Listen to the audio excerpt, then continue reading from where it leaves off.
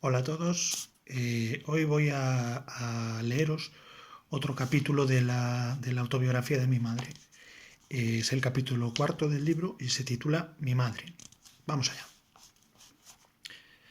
Mis padres se conocieron bailando tango. Pronto hicieron corro a su alrededor y se fueron quedando solos en medio de la pista. Lo bailaban de forma magistral. El tango preferido de mi madre era Madreselva y el de mi padre Golondrina. Ambos tenían en común la nostalgia del amor perdido. En Madreselva el lamento decía: si todos los años tus flores renacen porque ya no vuelve mi primer amor. Y en Golondrina no volvía el amor porque el ave era un alma viajera, pero finalmente decía: criollita de mi pueblo, pebeta de mi barrio, la golondrina un día su vuelo detendrá, no habrá nube en sus ojos de vaga lejanía y en tus brazos amantes su nido construirá. Mi padre nunca perdía la esperanza, por eso fue capaz de convencer a mi madre. Mis padres se casaron al poco de terminar la guerra y ese dato era engañoso. Lucharon en bandos enemigos. Mi padre entraba en Asturias con la columna gallega, el azote de los republicanos que sitiaban Oviedo. Así que cuando se anunciaba su llegada, mi madre y los suyos tenían que huir con lo opuesto, y con las balas sobre sus cabezas como dedos de la muerte acariciando sus cabellos en un peinado mortal. Mi madre lidió con ese peinado en muchas ocasiones durante la lucha, y también con el resto de los jinetes del apocalipsis. Como tenían mucha hambre, pasaron la contienda moviéndose con los milicianos, porque por lo menos podían comer el rancho que les daban a la tropa. Pasaron muchas penurias, pero mi madre cuando me contaba las cosas de la guerra, como ella decía, siempre procuraba desdramatizar y buscaba hacerme reír con anécdotas del hambre, de los milicianos, de los hurtos de huevos y leche a los granjeros y miles de detalles más que se quedaron a vivir para siempre en mi memoria.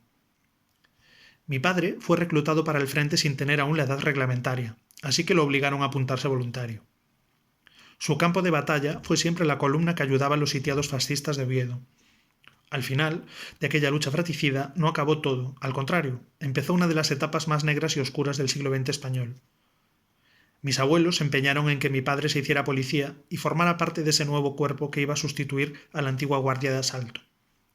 Como tenía algunos estudios y había sido herido en la guerra, no tuvo ningún problema para entrar en la Policía Armada, que así se llamaba el cuerpo, y que tenía un uniforme de color gris. Ese uniforme, años más tarde, habría de ser el terror de mi generación. Eran la mano ejecutora del dictador y ejercían una represión despiadada sobre todos aquellos que se atrevían a pensar de forma diferente a la proclamada por la doctrina oficial. Recuerdo que teníamos un dicho cuando andábamos a las carreras huyendo de los tiros al aire, las balas de goma y las temibles porras. Decíamos, con amargo sentido del humor: hace un gris que corta el pis. A mi padre le tocó servir en Oviedo y conoció a mi madre en una romería. Allí bailaron el tango que los uniría hasta la muerte, cuando la muerte se veía como algo muy lejano. Mi padre tenía 25 años y madre 28. Se casaron en 1940 y se marcharon a Barcelona, donde mi padre había sido destinado. La escasez, los apuros económicos y el hambre eran el denominador común de casi todos los españolitos que habían sobrevivido a aquella terrible guerra entre hermanos. En Barcelona mi madre se aficionó al cine, al bendito cine que tanta importancia tuvo en nuestras vidas. Mi madre fue la que me descubrió ese milagro. A través de ella conocí a los protagonistas que vivían en otros mundos llenos de abundancia, donde las heroínas y los héroes tenían extraños nombres: Tyrone Power, Gargable, Catherine Hepburn y un largo etcétera. El cine fue para mí el paraíso donde me podía refugiar y viajar sin fronteras a los lugares donde nacían los sueños. Ese paraíso siempre lo compartí con mi madre en cines de sesión continua, programa doble. Eran los años en que muchas familias vivían vidas secretas, identidades enterradas en el silencio, procedencias peligrosas. Mi madre grabó a fuego en mi conciencia la importancia de guardar secretos. Me contaba cosas que decía debía ocultar y jamás podría comentar con nadie. Era una vida de profundos silencios y grandes ocultaciones.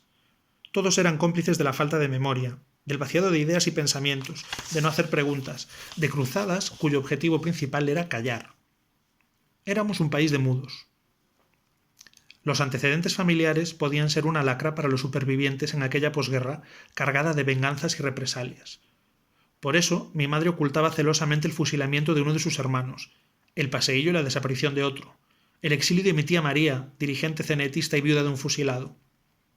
Aquellos hechos eran cosas que nadie ajeno a la familia debía conocer. Mi tía huyó a Francia con sus 4 hijos pequeños, cuando las tropas franquistas estaban a las puertas de Barcelona. Pasó meses en un campo de concentración, sufrió otra guerra, esta vez mundial, y alargó otros 5 años las penalidades que empezaron con la Guerra Civil Española. Yo la conocía solo a través de sus cartas, porque nunca volvió. Primero, porque no podía, y después, porque su vida era ya francesa, y para sus hijos, Francia era el único país que recordaban. Un día recibimos una carta de Francia remitida por uno de sus hijos. Mi tía María había muerto. Mi madre exigió a su sobrino que le relatara minuciosamente los pormenores de aquella desaparición inesperada. Se había suicidado. Mi madre y yo susurramos en su honor: a las barricadas, por triunfo de la Confederación. Las lágrimas corrían en caída libre por el rostro de mi madre. Me cogió la mano y me hizo jurar que jamás hablaría con nadie de lo de mi tía María. Todas las mañanas, a primera hora, mi madre y yo escenificábamos junto al pilón la tragedia del peinado. Mi madre me cogía un mechón de cabello para plantarle un lazo en un lado de mi cabeza. Para ello, tenía que hacerme la raya al lado y tensar el pelo para que el chicho y el lazo se mantuvieran toda la mañana en su sitio. Para tal operación, los tirones eran inevitables y la acción de desenredar un suplicio terrible.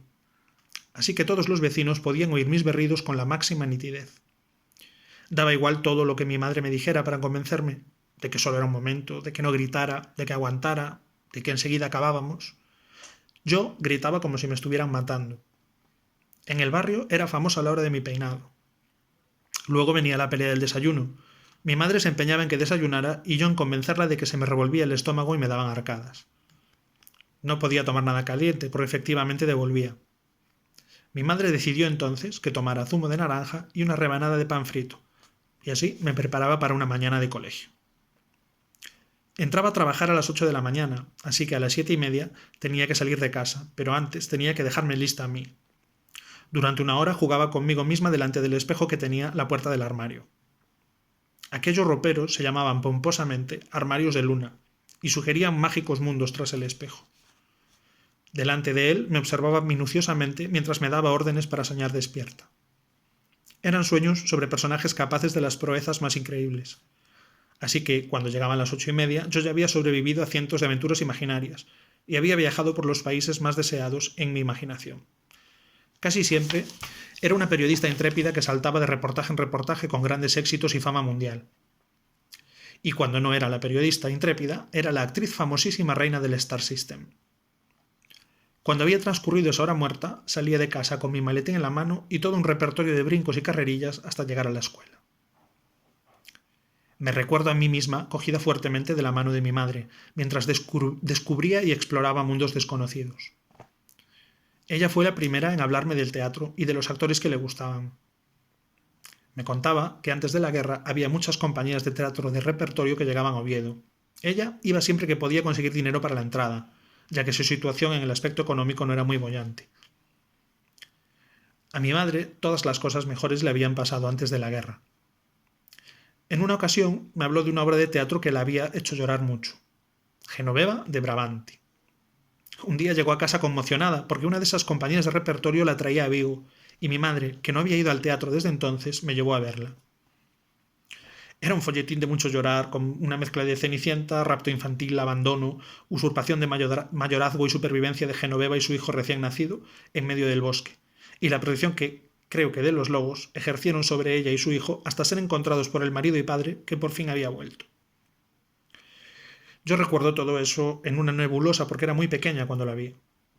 Pero lo que recuerdo con nitidez absoluta y que me produjo una fascinación increíble fue la primera función de Guiñol que vi en la Alameda.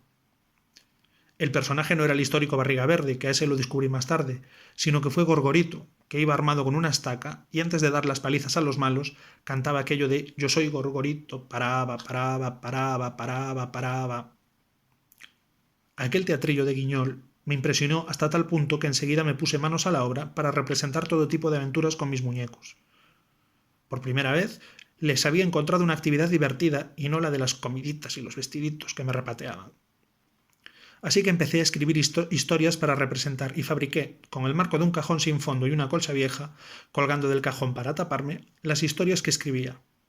Incluso llegué a cobrar una perra a los niños del barrio para dejarles ver la función.